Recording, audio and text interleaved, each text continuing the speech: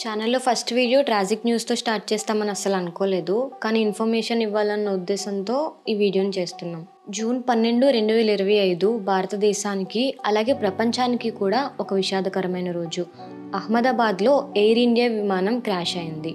242 మంది ప్రయాణికులతో నిండిన విమానం క్షణాల్లో లేకుండా పోయింది. నిన్న మధ్యాహ్నం 1:38 Air India flight AI-171 Boeing 787-8 dream liner అహ్మదాబాద్లోని సర్దార్ వల్లభాయ్ పటేల్ ఇంటర్నేషనల్ ఎయిర్పోర్ట్ నుంచి లండన్ గాట్విక్ ఎయిర్పోర్ట్కి బయలుదేరింది.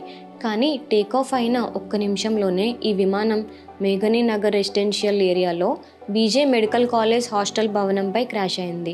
విద్యార్థులు భోజనం చేస్తుండగా ప్రమాదం జరగడంతో 20 మంది మెడికోలు మృతి చెందినట్లు సమాచారం. ఈ విమానం VT-ANB అనే 11 ఏళ్ల బోయింగ్ 787 డ్రీమ్ లైనర్.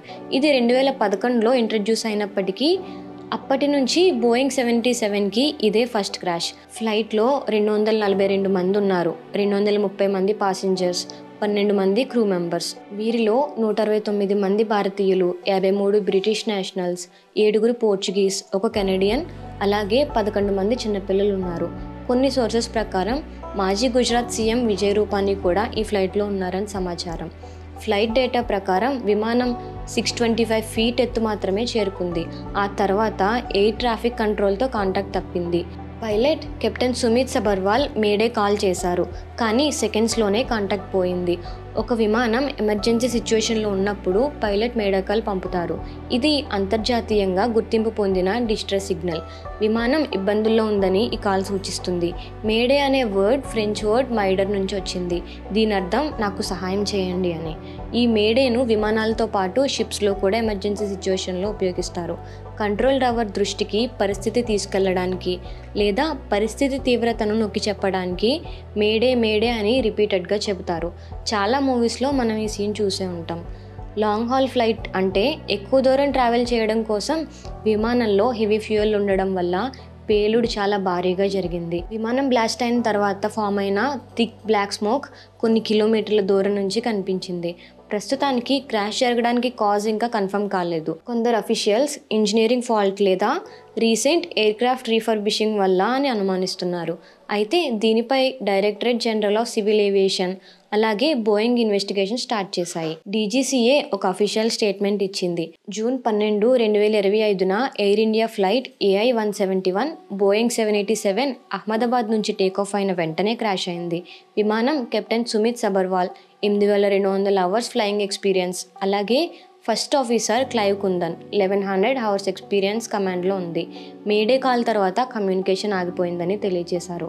క్రాష్ తర్వాత వెంటనే ఎమర్జెన్సీ రెస్పాన్స్ యాక్టివేట్ అయింది. Airport fire department, 12 fire engines, 24 ambulances, police మరియు 6 NDRF టీమ్స్ స్పాట్కి చేరుకున్నాయి. Fire officer Jayesh Khadia plane crash అయినప్పుడు ఫైర్ భారీగా ఉంది, మేము ఫ్లేమ్స్ని కంట్రోల్ చేయడానికి ఫుల్ ఎఫర్ట్స్ పెడుతున్నామని చెప్పారు.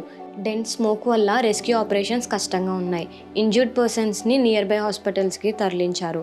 ప్రస్తుతానికి 204 బాడీస్ రికవర్ అయినట్టు రెస్క్యూ టీమ్స్ కన్ఫర్మ్ చేశాయి. ఈ ప్రమాదంలో 11A సీట్లో ఉన్న ఒకే ఒక వ్యక్తి మాత్రమే బ్రతికి బయటపడ్డారు. ఈ ట్రాజడీ వెనుక ఎన్నో హృదయ విదారక కథలున్నాయి.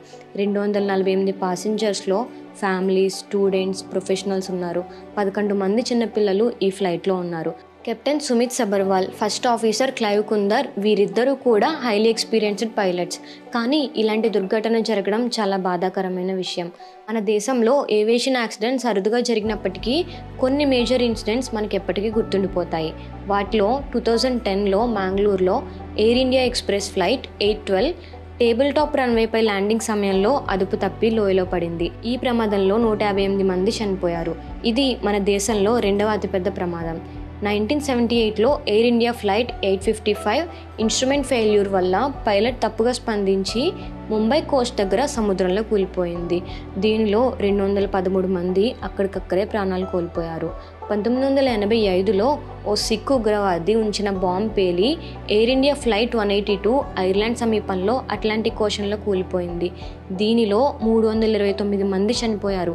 ఇది భారతీయులపై జరిగిన అతిపెద్ద టెర్రర్ అటాక్. దీని గురించి ఫుల్ వీడియో కావాలంటే ఎయిర్ ఇండియా 182 అని కమెంట్ చేయండి, అప్లోడ్ చేస్తాం. బోయింగ్ 787 డ్రీమ్ లైనర్ 2011 నుంచి సేఫ్ రికార్డే కలిగి ఉంది.